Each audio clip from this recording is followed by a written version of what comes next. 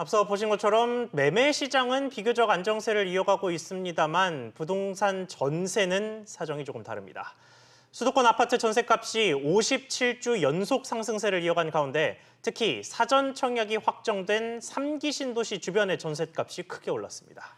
전세난 속에 이러느니 사자 하시는 분들도 계실 텐데 세입자 있는 집을 사실 때는 잘 알아보셔야 합니다. 자세한 얘기 취재기자와 이야기 나눠보겠습니다. 김동우 기자 나왔습니다. 김 기자, 먼저 이 전셋값부터 짚어보겠습니다. 얼마나 올랐습니까? 네, 수도권 아파트 전셋값은 57주 연속 상승했습니다. 한국감정원에 따르면 이달 7일 기준으로 수도권 아파트 전셋값 상승률은 0.16%입니다. 지난주와 같은 상승률을 기록했습니다. 수도권 아파트 전셋값은 새 임대차법 시행 직후인 8월 첫째 주 0.22%까지 오르면서 지난 2015년 11월 이후 4년 9개월 만에 최고치를 기록했는데요. 그 이후에는 조금씩 상승률이 줄어들고는 있지만 여전히 높은 수준입니다. 네, 이게 3기 신도시의 영향 때문일까요? 네, 특히 사전 청약이 예고된 3기 신도시 주변 지역 전세가 상승이 좀 두드러졌는데요. 인천 계양과 성남 수정구, 고양시 덕양구 등이 0.2%를 웃돈 것으로 조사됐습니다. 이 수요는 신도시 공급까지 계속 있을 것이기 때문에 전세값 상승이 장기화될 것이라는 우려도 나오고 있습니다.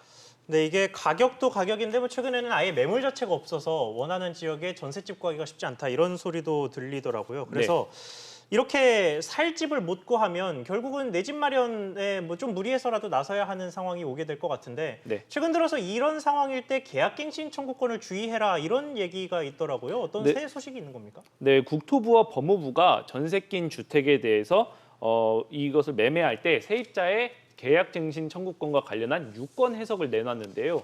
실거주를 목적으로 전세 낀 집을 샀지만 이미 세입자가 계약갱신 청구권을 행사해 놓은 상태라면 기존 세입자가 2년을 더 살 수 있다는 겁니다. 따라서 세입자가 이미 계약갱신 청구권을 행사했을 때는 매매계약 단계에서 세입자의 동의를 한번 다시 받아야 합니다. 그런데 이 내용이 앞서 국토부의 설명과는 다르기 때문에 논란이 되고 있습니다.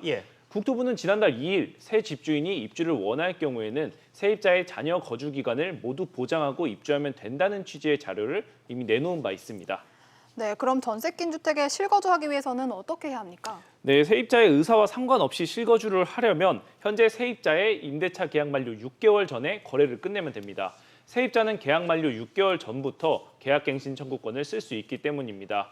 또 임대차 계약 만료 6개월 전에 소유권 이전 등기를 마칠 경우에는 새로운 집주인이 되기 때문에 실거주를 이유로 계약갱신 청구권을 거부할 수 있습니다. 따라서 주택 매매에 나설 때 기존 집주인에게 임대차 계약 상황을 꼭 먼저 확인하셔야겠습니다. 그렇군요. 이게 보통 실거주 목적의 전세는 잔여 기간이 짧을수록 그 집을 살 때 유리한데 상황이 좀 반대가 됐습니다. 김 기자 이야기 잘 들었습니다.